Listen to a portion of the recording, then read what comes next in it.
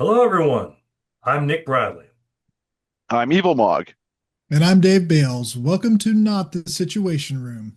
And ladies and gentlemen, we have an EvilMog sighting. Welcome back, sir. Thank you. It's a good thing because they're probably getting tired of it just being the two of us, Dave. Yeah, they probably are. The viewership says so anyway. All two of them. Yeah, well, Come both on, of you get them. more viewers than that. I mean, everyone's snowed in from district cons, so they've got to watch something. Yeah, Uh, yeah. this is true. Before I get into it, so was anybody affected by the storm of the century? Or I have to say this correctly. The storm of the century. If you don't put the echo effect on that, I'm going to be supremely disappointed. No, I'm in Orlando. It's a balmy 71 degrees here today. So yeah. 71. That's right. I'm up in Canada, so we've got maybe a centimeter or two, but we can survive up to 14 feet, like unlike the States, so we're fine. I was about to say, aren't you storm of the century every century? Basically, that's every day. That's Tuesday. Because let's see, it's about 25 degrees outside. For here in Georgia, that's a bit nippy. Sorry, what's that in Canadian units? -6 or so? Probably. It's it's a little chilly. I will still be in shorts and a t-shirt or shorts and a tank top though. You're practically Canadian at that point. We'll walk down to get Slurpees from 7-Eleven at -2. It's fine. I've got no Yeah. problem with that. I'm gonna have to come up there again. Oh yeah. Yeah, we definitely have to go up there.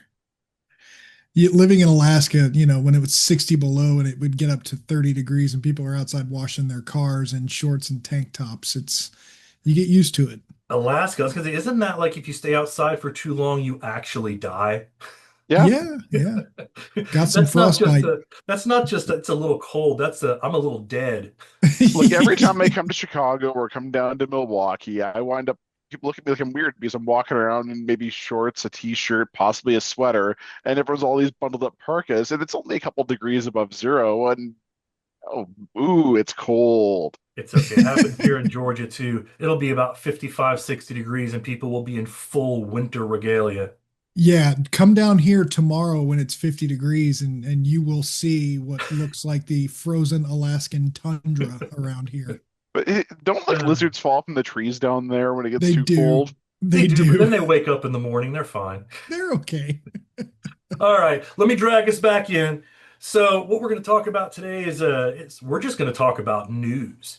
So, we're going to kind of riff on that, which is a little bit like what Dave and I, and sometimes Mog when he joins us, what we do just about every morning for a living, and that's kind of go through news and see what's hot and what's not, and talk about what we should pay attention to. So, we're going to talk about the news today.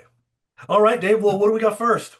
Well, so CISA, this is coming to us from Bleeping Computer. CISA says critical VMware RCE flaw is now being actively exploited.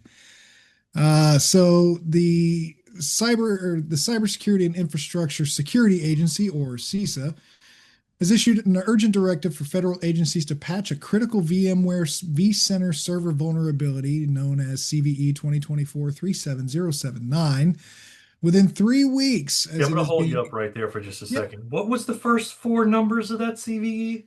2024. Okay, just let that one sink in for a little bit, but please continue. For those of you that don't know, the 2024 is the year code that this was actually identified. After You ever we seen that Batman and Robin meme where Robin's sitting there saying something completely stupid and Batman is just backhanding him?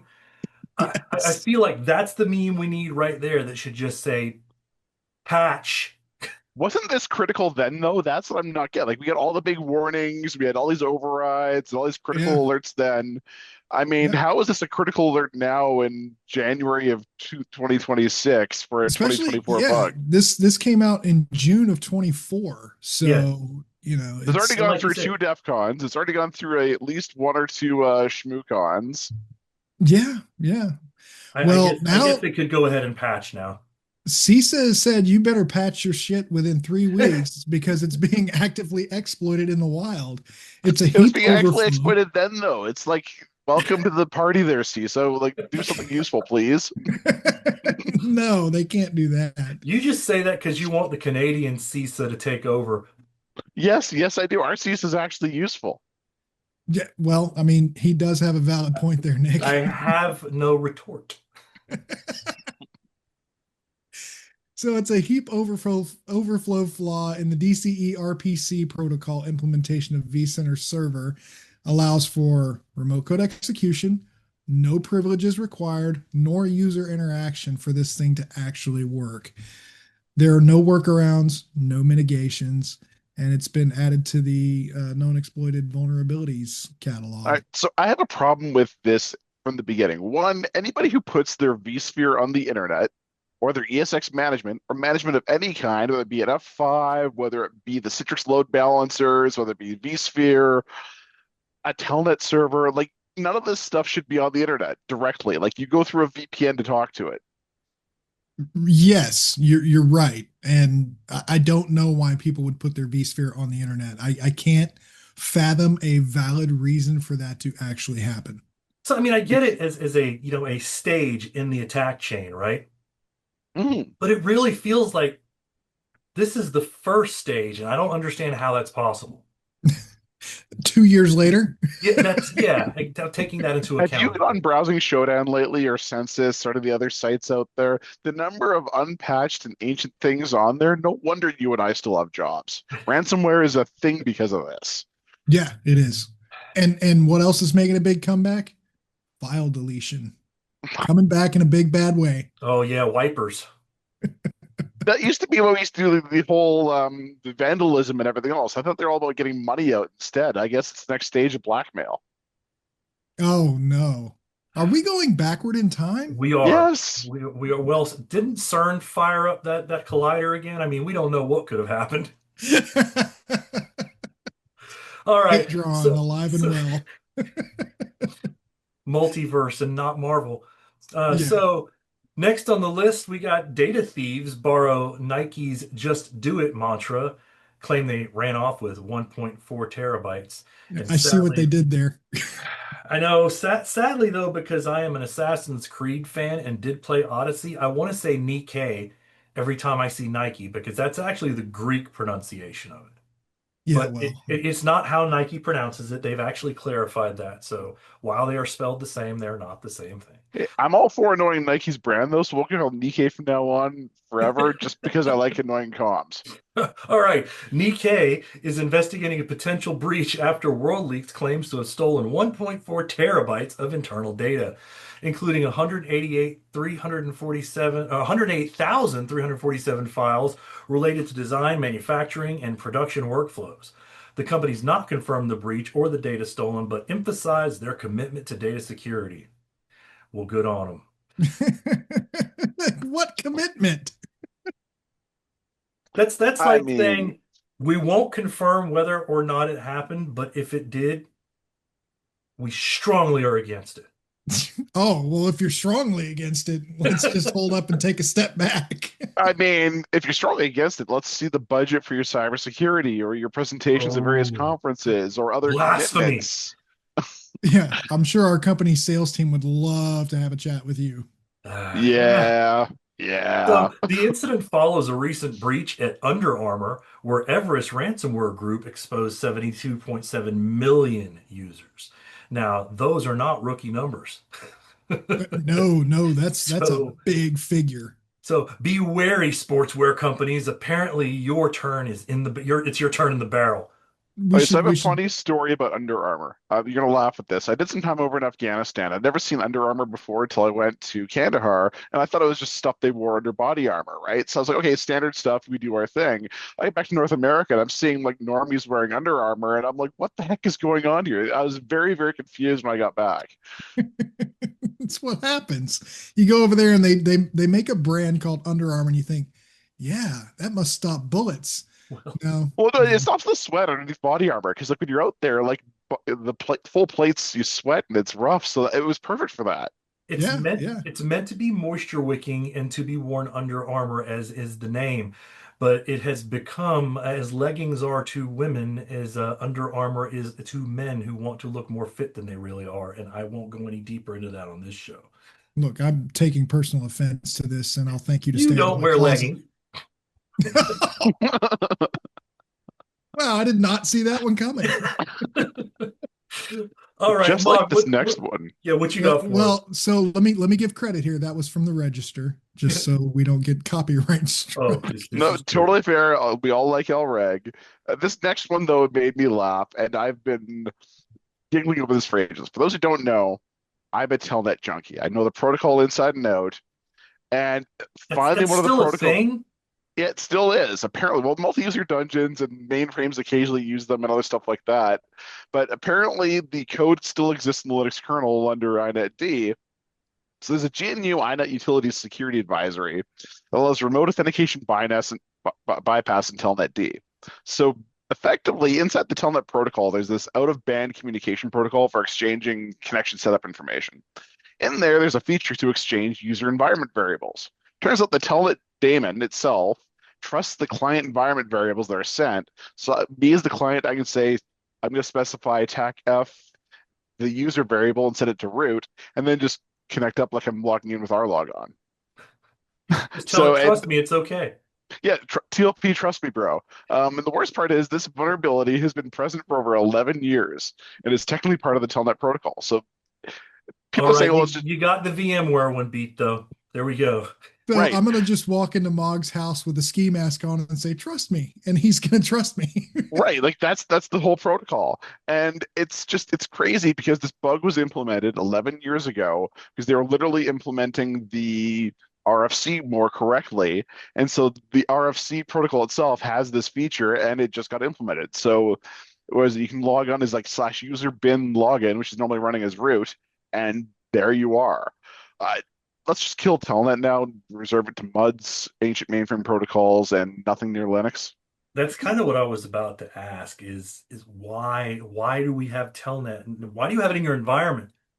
Right. Here's the, even the creator of Telnet, the one who wrote the package, said, look, instead of patching this, realistically just uninstall it because it's 2026. Telnet hasn't been cool since the late 90s.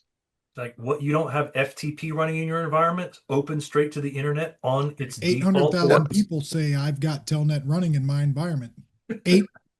800,000. Yeah, and the thing is, you can literally wrap Telnet in TLS. You can put strong encryption protocols around it. Like the protocol itself is robust enough, but we've moved on to SSH. We've moved on to wrappers. We've moved on to more modern things. Like Telnet's only really used in ancient routers that can't get proper patches to use SSH access into them, like these old Cisco 6500s. Even then, they're behind multiple layers of firewalls. Shouldn't those be ripped and replaced by now too? I think we talked about that. Don't get me started. See, this is what happens when you miss an episode, Mog. We talked about that. Yeah, we I did. know. We did. Yeah, rip and replace. Yeah. No, don't patch your stuff. Rip it out. Yeah, if you can't patch it, rip it out. That's it. It's easy. It's simple, and this is a no-brainer. I mean, Like a Telnet tumor, is. cut it out. It's It's just not. two It's line not changes. I secure. mean, this may or may not make its way into various CTFs now. This would be hilarious to be run on things like the various CCDCs, CPTCs for years, because now we've got a new standard vulnerability that's as effective as MSO 8067, which I still see today. The fact that you remember that CVE just makes me smile. the CVE that will never die. Yeah, exactly. It's undead at this point. Yeah. All right, so finally, gentlemen, Shiny Hunters claims Okta customer breaches, leaks data belonging to 3 orgs, and that's our good shiny happy hunters in the news again. Who brought us Red this Packet story? Security bringing us the good Okay, stuff so again. I have a This question on came this from Red one. Packet Security. Now, what's the question? Go ahead. All right, so if Okta keeps getting breached and they're like a major ID Connect provider and they have all these security incidents, how do they still stay in business? Like you think you get breached and like say a major Open ID Connect like we got or whoever else got breached, like that product would be effectively dead once, twice, like we did with the Pulse Nah, Secure VPN. you would More think times. so. You would think so, but SolarWinds is still in use. Oh, Yeah, you I went brought it there. up. I did that. I You saw brought it up. SolarWinds in production on a pen test this year with a password that hasn't been changed since 2006. How did it go? Obviously, I got in. Hey, come on, Move It is still in use. Oh, is See, Colonial I knew that one Pipeline was going still to in get business? that one. Anybody? Just Does gets the anyone head know? wag of shame, right? Every single time. I Because mean, You got ahead of me because that's what I was going to say from the get-go is Okta just can't catch a break, man. They've had at least four major publicly acknowledged security incidents or data breaches between since 2022 to 2023 and then up to now. The thing is, though, is every time it ends up being some third party is at fault. It's never them. It's kind of like WordPress. It's always the plugins. It's It's never always the them. plugin. Really, the core is terrible. You shouldn't be using WordPress today, but that's a whole different digression into things No. like Jamstack. But like, just if you've been breached that many times, like, why don't you just install Pulse Secure and like some FortiGate firewalls and like complete the package? Just eventually it'll work, right? We got to the point where just we keep just banging your head against the wall. yeah, we got to the point where we just stopped talking about WordPress. Kind of like But Microsoft's vulnerabilities. Yeah, and their so forwarded versions of Copilot. so I Yeah, guess that let me one. actually tell the story. Sorry. So Shiny Hunters claim responsibility for a voice phishing campaign targeting Okta credentials, resulting in breaches at Crunchbase and Betterment, with data from SoundCloud also leaked. Get out of my SoundCloud. Every time we talk about Shiny Happy Hunters, I'm just waiting for there to be a bad actor group that's called Love Shack, but we'll leave that alone too. But anyway, the leaks contain over 20 million SoundCloud users, PII, 2 million Crunchbase records, and 2 million Betterment records. Shiny Hunters hinted at compromising more companies, but didn't specify.